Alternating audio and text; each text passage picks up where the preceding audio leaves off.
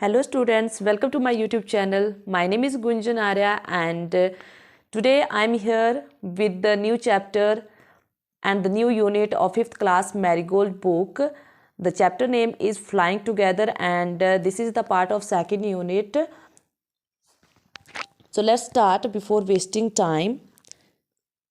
What are some of the things your parents and teachers tell you to do on time?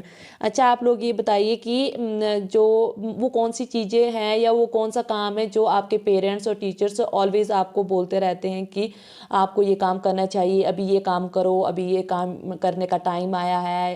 ये सारी चीज़ें जो है आपको इंस्ट्रक्शन देते रहते हैं, तो वो कौन सी चीज़ें होती है? Get up in the morning, do the homework, pack your school bags because अभी आप स्कूल गोइंग स्टूडेंट हैं, देन आपके लिए तो मेनली यही काम रहता है ना कि आपको जो है सुबह जल्दी उठना पड़ता है। फिर उसके बाद कुछ बच्चों ने ट्यूशन लगाई होती तो सुबह जल्दी जल्दी रेडी हो और फिर ट्यूशन के लिए जाओ। जो होमवर्क मिलता है वो होमवर्क टाइम से करो और सुबह अपने बैग पैक करो, अपना स्कूल टिफ़िन जो है वो पैक करो और जो है स्कूल जाओ। तो ये सारी चीज़ें जो है पेरेंट्स ऑलवेज बोलते रहते हैं कि टाइम से अपने, जैसे ही आप घर आते हो स्कूल से तो पेरेंट्स क्या बोलते हैं, आपके मम्मा क्या बोलते हैं कि जैसे आप अपने शूज़ जो है वो खोल के अच्छी जगह एक जगह रखा करो, ऐसे इधर उधर नहीं फेंकना। जो यूनिफॉर्म होती है वो भी एक जगह रखा करो, क्योंकि सुबह जब आप फिर से पहनते हो तो फिर आपको मिलती नहीं है, फिर मम्मी को आवाज़ लगाते हैं सारे। तो ये सारी चीज़ जो है पेरेंट्स बोलते रहते हैं। अब चलिए इस चैप्टर को पढ़ते हैं कि ऐसा इस चैप्टर में क्यों बोला गया है। So let's start our main chapter.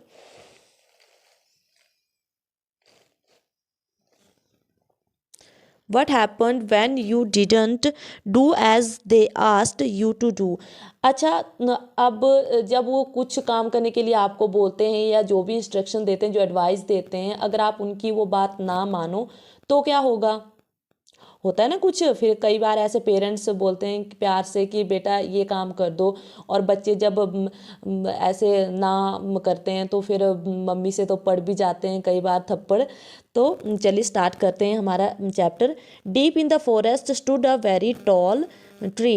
अब एक घने जंगल में बोलते कि एक बहुत लंबा जो था वो पेड़ वहाँ पर था। It's leafy branches spread out like strong arms. और इसकी जो घनी घनी पत्तियों वाली जो ब्रांचेस थी, जो टहनियाँ थी, वो ऐसी लग रही थी जैसे कि एक इंसान की बाजू जो स्ट्रॉन्ग होती है उसकी तरह जो थी उसकी टहनियाँ भी स्ट्रॉन्ग लग रही थी। This tree was the home of a flock of wild geese. अब ये जो पेड़ था ये जो था एक जो गीज थे। गीज, what is the meaning of गीज? गीज is the plural form of गूज। तो गूज आपको पता ही है कि हंस को भी बोलते हैं हम, वैसे बत्तख को भी बोलते हैं, बट जो वहाँ पर पेड़ पर रहते थे वो मे बी हंस होंगे। देन फ्लॉक मतलब कि एक उनका जो हमारे जो पक्षी होते हैं उनके ग्रुप को हम फ्लॉक बोलते हैं। They felt safe there, one of the geese was a wise old bird. अब वहाँ पर जो जितने भी वो पक्षी रहते थे, गूज रहते थे, वो जो थे अपने आप को वहाँ पर सेफ फील करते थे। और उनमें से एक बहुत ही वाइज, बहुत ही बुद्धिमान जो था वो बूढ़ा बर्ड भी रहता था। He noticed a small creeper at the foot of the tree. He spoke to the other bird about it. अब एक दिन उसने जो नोटिस किया, क्रीपर का मतलब होता है कि plant that needs support to grow usually along a wall और अ ट्री और समथिंग। तो जो वहाँ पर एक छोटा सा क्रीपर, एक छोटा सा पौधा जो था वहाँ पे उग आया था उस ट्री के साथ में। तो वो वाइस बर्ड जो वो बूढ़ा व्यक्ति जो गीज था वो उनको बोलता है उसके बारे में कि यहाँ पर एक छोटा सा पौधा जो है वो उग आया है, ये कल को हमारे लिए प्रॉब्लम क्रिएट कर सकता है, तो इसको निकाल देना चाहिए। Do you see that creeper, he said to them. अब वो जो बूढ़ा गूस था वो उन बाकी जो गीज थे उनको पूछता है कि क्या आपने वो क्रीपर देखा है, वो पौधा देखा है?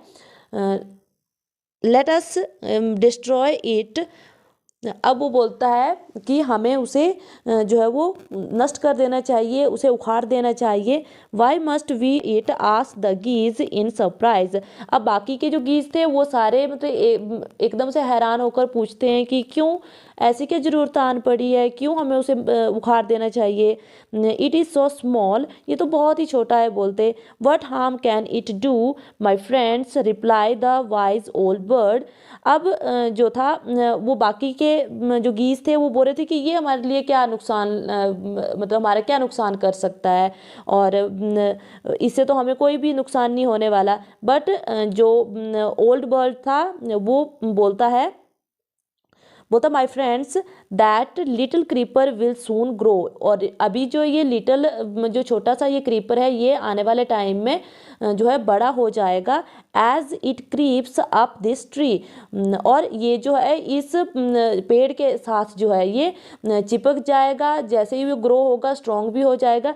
It will become thick and strong, और जैसे ही ये बड़ा होगा तो ये स्ट्रॉन्ग भी हो जाएगा और मजबूत हो जाएगी इसकी जो टहनियाँ हैं। आप यहाँ पे पिक्चर में देख सकती हो, ये है वो क्रीपर। तो जैसे ही ये थोड़े टाइम बाद बड़ा होगा तो ये इसके साथ जो है ये जब ये बड़ा हो जाएगा तो ये इस पौधे के साथ जो है सर्कुलर शेप में जो है इसके साथ ये कनेक्ट हो जाएगा, और वैसे ही ये रोल रोल करके ऊपर को जो है वो ग्रो हो जाएगा। तो जो वो वाइज बर्ड था वो बोलता है कि जैसे ये बड़ा होगा तो ये मोटा भी हो जाएगा और वैसे स्ट्रॉन्ग भी हो जाएगा ये क्रीपर जो है। What of that ask the geese. अब बाकी के गीज बोलते हैं कि तो क्या हुआ, अगर बड़ा हो जाएगा तो क्या होगा। What harm can a creeper do us, और ये हमारा क्या नुकसान कर सकता है, क्या इससे हमें नुकसान हो सकता है। Don't you see, replied the wise bird. अब जो वो ओल्ड बर्ड था, जो गूस था, वो क्या बोलता है कि तुम्हें दिख नहीं रहा है कि with the help of that creeper it will be possible for someone to climb this tree. मतलब इस क्रीपर की हेल्प से मतलब कोई भी व्यक्ति जो है यहाँ पर आसानी से चढ़ सकता है ऊपर, क्योंकि ये क्रीपर लगा होगा। ऐसे तो वो बहुत ही लंबा पेड़ था तो वहाँ पर ऐसे कोई शिकारी वगैरह भी ऊपर नहीं पहुँच सकते थे उनको मारने के लिए। तो जो है जब ये क्रीपर बड़ा हो जाएगा तो ये स्ट्रॉन्ग हो जाएगा, then the person can climb easily. A hunter can come up and kill us all. अब वो बोलता है कि जो शिकारी होगा, जो हंटर होगा, वो इजीली जो है इसकी हेल्प से ऊपर चढ़ जाएगा और जिससे कि हम लोग मारे जा सकते हैं, ये हमें मार भी सकते हैं।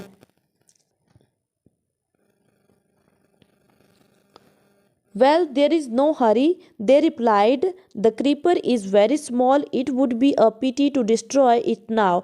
अब बाकी के जो गीज थे वो क्या बोलते हैं कि अभी इसमें इतनी जल्दी नहीं है, अभी ये तो बड़ा ही जो है छोटा सा पौधा है, इससे क्या हमें नुकसान हो सकता है। और अभी हम, क्योंकि हम लोग भी कई बार ऐसे करते हैं कि पेरेंट्स जो हमें एडवाइस देते हैं तो हम बोलते हैं कि नहीं नहीं कोई बात नहीं, अभी टाइम नहीं है, अभी बाद में कर लेंगे हम लोग।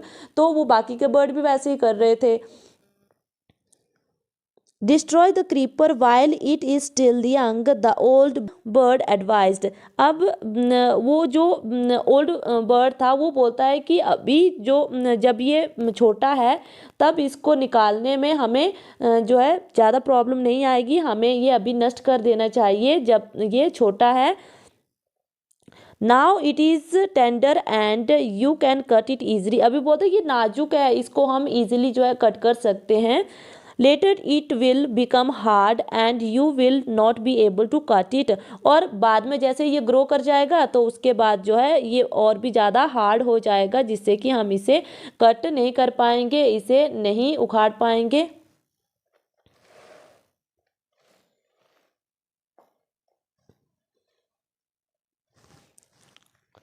We will see answered the birds. अब बाकी के जो बर्ड्स थे वो क्या बोलते हैं, देखते हैं कोई बात नहीं, हम कर देंगे मतलब ऐसे ही इग्नोर किया उन्होंने। But they did not destroy the creeper. But उन्होंने ऐसे बोल दिया कि हाँ हाँ ठीक है कर देंगे, आप ज़्यादा मत बोलते रहो।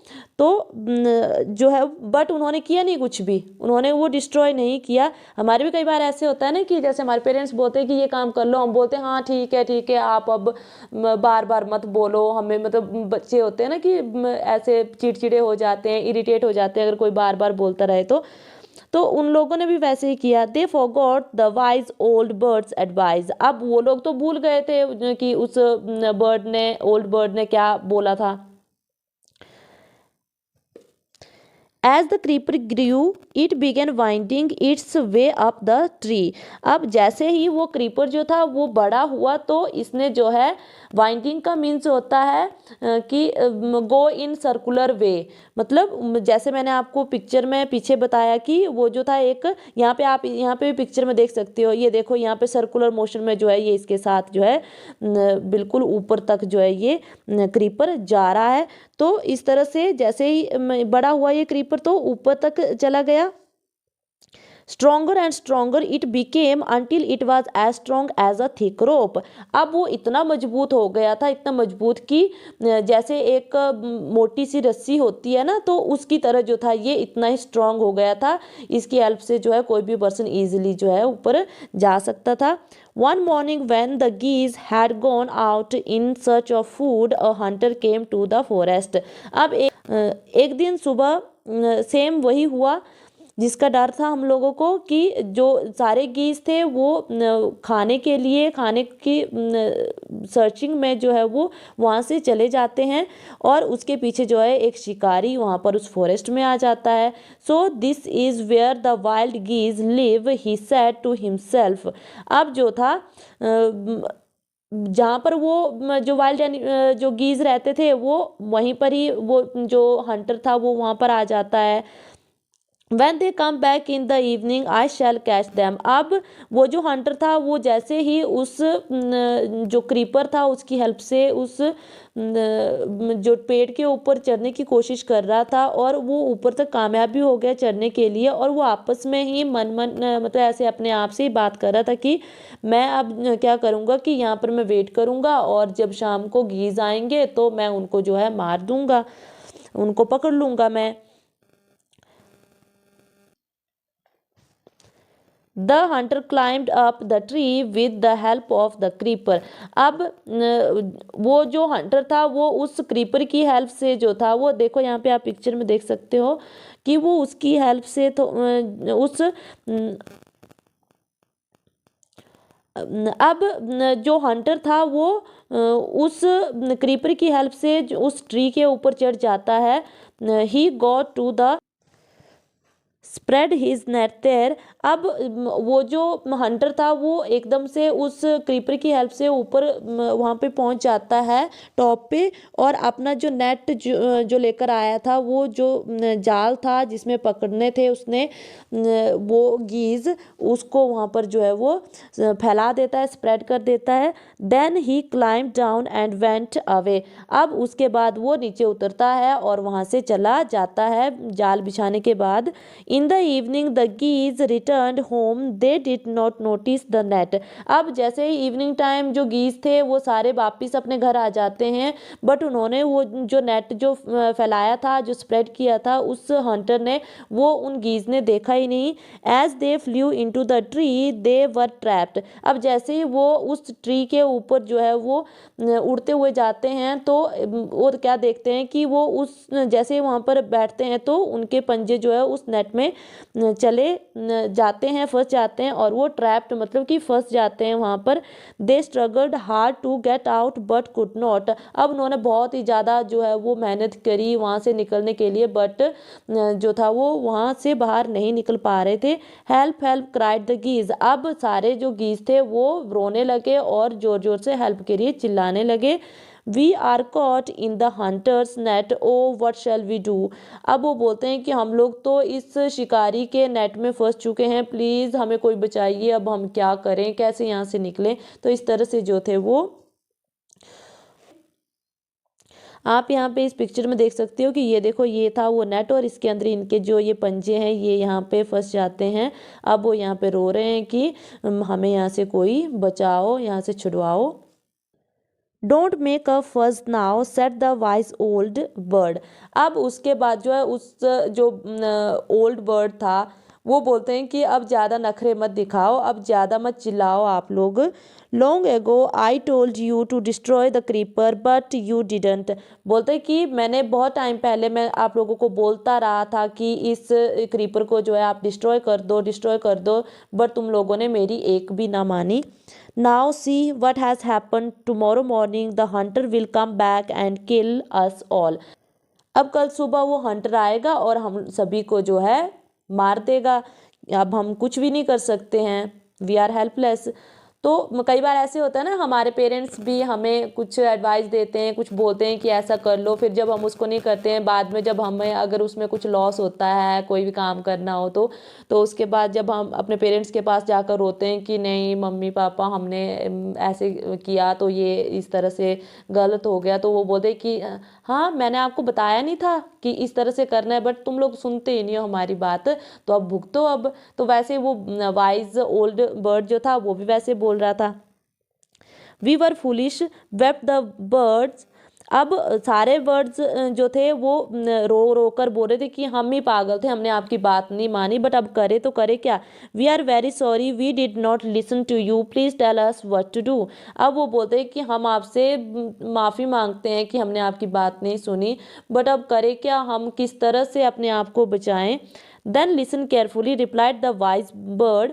अब इतना कहने के बाद जो वो वाइज बर्ड था वो बोलता है कि अच्छा ठीक है मेरी बात ध्यान से सुनो आप। When the hunter comes you must all pretend to be dead. अब होता है जब भी कल सुबह वो हंटर वापस आएगा तो आप लोग प्रिटेंड करना। प्रिटेंड का मतलब होता है कि दिखावा करना, टू बी डेड मतलब कि तुम मरने का जो है वो नाटक करना कि तुम सारे जो है हम सारे मर चुके हैं।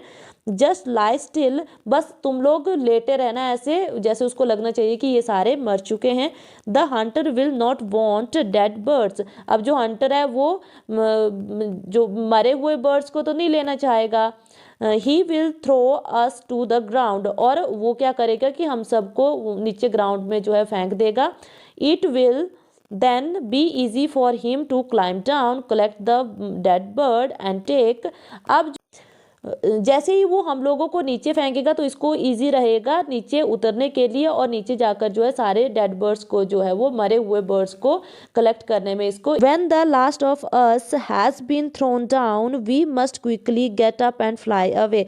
बट जब तक कि लास्ट वाला जो बर्ड है वो नीचे नहीं आ जाता, नीचे नहीं फेंका जाता, तब तक जो है हम लोग वैसे ही दिखावा करेंगे कि हम लोग मरे हुए हैं और वैसे ही वहाँ पर लेटे रहेंगे। और जैसे ही लास्ट वाला जो बर्ड है वो नीचे पहुँच जाएगा तो हम लोग जल्दी से उठेंगे और वहाँ से फ्लाई उड़ जाएंगे वहाँ से बहुत दूर। In the morning the hunter came to the tree and climbed up. अब नेक्स्ट मॉर्निंग जो हंटर था वो आ जाता है वहाँ पर और उस पेड़ के ऊपर चढ़ जाता है। He looked at the geese in the net. जैसे वो गीज होते हैं उनको नेट के अंदर देखता है तो they are all dead. He muttered to himself. Muttered का मतलब होता है spoken in a low tone. अपने आप से जब हम बात करते हैं तो हम मटरिंग करते हैं ना, सो अब वो अपने आप से बोलता है कि ये तो सारे मर चुके हैं।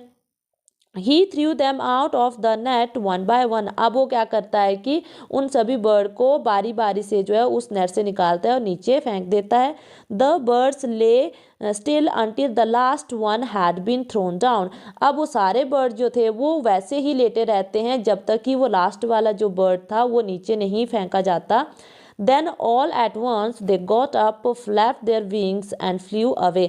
अब जैसे ही वो लास्ट वाला जो बर्ड था वो नीचे फेंका जाता है तो वो सारे क्या करते हैं कि उठते हैं वहाँ से और अपने जो पंख होते हैं उससे जल्दी जल्दी से जो है उड़ करके वहाँ से बहुत ज़्यादा दूर जो है वो चले जाते हैं। फ्लैप का मतलब होता है कि जो मूवमेंट होती है विंग्स की अप एंड डाउन, वैसे करके जो है वहाँ से वो बहुत दूर चले जाते हैं। The Hunter was was taken by surprise. अब जो हंटर था वो तो एकदम सरप्राइज ही हो गया कि ये क्या हो गया, मैंने तो देखा तो ये तो मरे हुए थे, अभी ये सारे कैसे उड़ गए। From the top of the tree he watched all the geese fly away. अब वो जैसे वहाँ पर उस पेड़ के ऊपर से वो सारा कुछ देख रहा था कि वो सारे गीज जो थे वहाँ से तो उड़ चुके थे। उन्होंने तो उस हंटर को चकमा दे दिया, उसको हरा दिया। तो ये जो हमारी स्टोरी थी ये थी लिखी हुई शिव कुमार। ये देखो यहाँ पे आप इस पिक्चर में देख सकते हो, ये सारे गीज है जो कि उड़ जाते हैं। और ये जो क्या नाम है इसका, हंटर, ये आप इनको यहाँ से देख रहा है। तो स्टूडेंट्स ये थी हमारी स्टोरी।